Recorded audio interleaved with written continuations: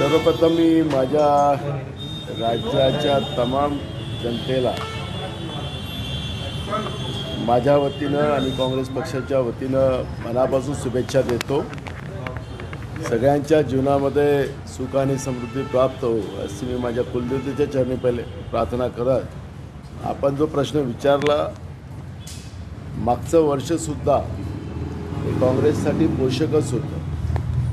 पण भाजपच्या बेईमानीच्या समोर आणि जनतेच्या मताचा अनादर करणं हा भाजपनी जी मानसिकता बनवलेली आहे त्याच्यामुळे काँग्रेसचा पराजय झालेला होता, हे कोणालाही नाकारता येत नाही। मुख्य निवडणूक आयोगाचे जे उत्तरं आणि त्याची प्रेस कॉन्फरन्स आपण ऐकली तर त्याच्यातच बेईमानी कशी झाली याचं उत्तर मुख्य निवडणूक आयोगाकडून आपल्याला मिळालेलं आहे। त्यामुळे हे वर्ष लोकशाहीसाठी पोषक असावं। हे वर्ष लोकशाहीसाठी पोषक ठरलं आणि निवडणूक आयोगाला सत्सग विवेक बुद्धी संविधान वाचवण्याची मिळाली आणि जनतेचा मताचा अधिकार जनतेजवळ राहू दिला, तरच खऱ्या अर्थानं आपल्या लोकशाहीचं अजून ती बलाढ्य होईल, शक्तिशाली होईल आणि देश आपला बलाढ्य होईल। आणि म्हणून काँग्रेसचा पराजय नाही, हा बेईमानीने केलेला पराजय होता आणि त्याच्यामुळे काँग्रेसला महाराष्ट्रामध्ये मानणारा मोठा वर्ग आहे आणि लोकांना अपेक्षित आहे की काँग्रेसच आता या महाराष्ट्रामध्ये सत्तेत यावं। तुम्ही राहुल गांधी यांना श्रीरामाची उपमा दिली, काय कसं आहे, मीडियावाले तुम्ही शब्दाचा अनर्थ करता। मी सांगितलं की भाजपवाले आता अलीकडे त्यांना काही दुसरं कळत नाही आणि राहुल गांधीला ते खूप घाबरतात आणि राहुल गांधीच्याबद्दल त्यांनी सांगितलं की 2 वर्ष झाले भगवान श्रीरामाचं मंदिर अयोध्यात झालं, ते गेले नाही। मी सांगितलं की राहुलजी, भगवान श्रीरामांची जी भूमिका होती तेच काम राहुलजी करतात आहेत।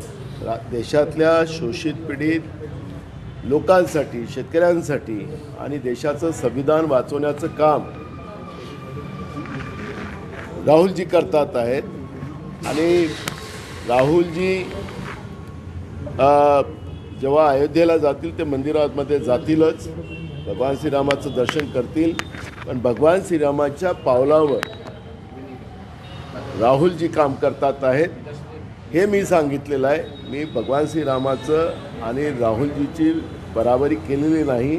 भगवान श्रीरामाचं काम करणं, त्यांच्या विचाराचं काम करणं हे बराबरी होतंच असेल तर मग नरेंद्र मोदींनी भगवान श्रीरामाला छोटंसं दाखवून आपल्याला मोठं दाखवलं होतं, तर ते कुठलं हे रामभक्त आहे हाही प्रश्न या ठिकाणी निर्माण होतो। भाजपमध्ये मोठ्या प्रमाणात बंडखोरी झालेली आणि ती बंडखोरी शमवण्यासाठी आता स्वतः मुख्यमंत्री देवेंद्र फडणवीस सर्वांना फोन करत आहे। आता भाजपमध्ये अजून खूप उद्रेक होणार आहे, त्यांच्या मंत्रिमंडळात ते उद्रेक होणार आहे। भाजपच्या राज्य पातळीमध्येही मोठ्या प्रमाणात उद्रेक चाललेला आहे। त्यामुळे फडणवीस आता त्यांच्या कार्यकर्त्यांना ज्यांनी बंड केला त्यांना काही लालीपाप देऊन त्यांना शमवू शकतील, पण निवडणुकीच्या नंतर भाजपमध्ये मोठा बंड होण्याची परिस्थिती निर्माण झालेली आहे। मुंबई महापालिकेच्या महापौराचाच विषय आहे, कोण व्हावं, उत्तर भारतीय, मराठी आणि खान वगैरे असं सगळं चाललं आहे। नितेश राणेंनी सुद्धा ट्विट केलं। मला वाटतं की भाजपनी या सगळ्या विषयाची चर्चा करण्यापेक्षा मुंबईला ज्या पद्धतीनं घाण केलं, मुंबई जशी विकली आणि महाराष्ट्राला महागाच्या आगीमध्ये झोकलं। आपल्याला माहितीसाठी सांगतो की पेट्रोल डिझेलची किंमत हे 30 रुपये 50 पैसे आहे मूळ किंमत, आणि त्याच्यामध्ये राज्य सरकार 40 रुपये 50 पैसे घेते, केंद्र सरकार जवळपास 20 रुपये घेतं।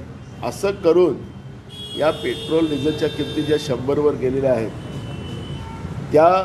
त्याच्यामुळे मोठ्या प्रमाणात महागाई आणि महागाईच्या आगीमध्ये लोक जगतात आहेत। बेरोजगारी मोठ्या प्रमाणात आहे आणि बेरोजगारीमुळे आज राज्यातली परिस्थिती भयानक आहे. ही शहरातल्या निवडणुका आहेत, महानगरपालिका, आणि गेल्या 5 वर्ष महाराष्ट्रामध्ये ह्या निवडणुका झाल्या नाहीत. आणि राज्य सरकार आणि प्रशासक यांनी ज्या पद्धतीनं महानगरपालिका मुंबई असेल, अनेक महानगरपालिका म्हणजे पिंपरी चिंचवड असेल, पुणे असेल, अनेक महाराष्ट्रातल्या नागपूर असेल, या सगळ्या कर्जबाजारी करून ठेवलेल्या आहेत. आणि मग या निवडणुकीच्या नंतर या सगळ्या लोकांवर पुन्हा कर्जाचा भार पडणार आहे आणि त्याच्यात महागाईच्या आगीत लोकांना जावं लागणार आहे. आणि म्हणून या निमित्तानं मी आपल्याला सांगतो की भाजप मुद्दामून हिंदी भाषिक मराठी भाषिकाचा मुद्दा उपस्थित करून मूळ मुद्द्याला डायव्हर्ट करते आहे. जनतेच्या प्रश्नावर तुम्ही जा. आज तुमचं सरकार 11 वर्ष महाराष्ट्रामध्ये आहे. तुमच्या सरकारने या महाराष्ट्रासाठी, महाराष्ट्रातल्या महानगरपालिकेसाठी काय केलेलं आहे ते आपण सांगावं. आणि कर्ज घेऊन लोकांवर किती कर्ज लादलं आणि त्याच्यात भ्रष्टाचार तुम्ही किती केला ते त्यांनी सांगावं. तेव्हाच खऱ्या अर्थानं दूध का दूध पाणी का पाणी होईल. हो, पुण्यामध्ये अजितदादा शिंदेशी बोलून युती करण्याच्या तयारीत आहे. आतापर्यंत विरोधात होते, आता निवडणूक लागताना त्यांना युतीची आठवण वाटते. बघा, महाराष्ट्रामध्ये महायुतीचं आपण पाहिलं होतं की अधिवेशनाच्या काळात त्यांनी सांगितलं होतं की महायुती एकत्रित लढेल. मी तुम्हाला त्याच वेळेस सांगितलं होतं की निवडणुका लागू द्या म्हणजे तुम्हाला वस्तुस्थिती पुढे येणार आहे. आता ती वस्तुस्थिती तुम्हाला पुढं आली. हे जे तिघंही एकत्रित आलेले आहे, हे येनकेन सत्ता आपल्याजवळ कशी येईल, त्या सत्तेसाठी आणि सत्तेतून मग भ्रष्टाचार आणि भ्रष्टाचारातून भ्रष्टाचाराची मलाई कशी खाता येईल याच्यावर हे तिघंजणं एकत्रित आहे. यांना कुठल्याही राज्याशी किंवा महानगरपालिकेच्या लोकांशी घेणं देणं नाही. आणि त्याच्यामुळे मला असं वाटतं की यांच्या अलायन्सबद्दल बोलावं हे चुकीचं ठरेल. चंद्रपूरमध्ये विजय वडेट्टीवार यांच्या समर्थकांचे तिकीट खासदारांनी कापल्याची चर्चा आहे, त्यांची नाराजी आहे समर्थकांची. मला माहिती नाही, मी कारण की त्या प्रक्रियेमध्ये नव्हतो, त्याच्यामुळे माहिती मिळेल त्यावेळेस चर्चा करतो. हो, जिल्हा परिषदेच्या निवडणुकांसाठी आघाडी म्हणून समोर जाणार की काय तुमची भूमिका असेल? जिल्हा परिषदेची तयारी सुरू आहे. आम्ही वारंवार सांगितलं आहे की स्थानिक स्वराज्य संस्थांच्या निवडणुका त्या भागातले कार्यकर्ते, तिथले नेते जे निर्णय करतील त्याप्रमाणेच आम्ही आमची तयारी असते. भाजपला आणि भाजपसोबत असलेलं अलायन्स त्याला सोडून आमचं ती भूमिका असते. त्याच्यामुळे एकदम स्पष्टता आमची आहे. त्याच्यामुळे कोणासारखं नाकाला जीभ पुरवण्याचं काम आम्ही करत नाही की आम्ही महाविकास आघाडी म्हणूनच एकत्रित लढू असं माहिती केलेलं होतं. आज त्यांचं आपल्याला दर्शन होते.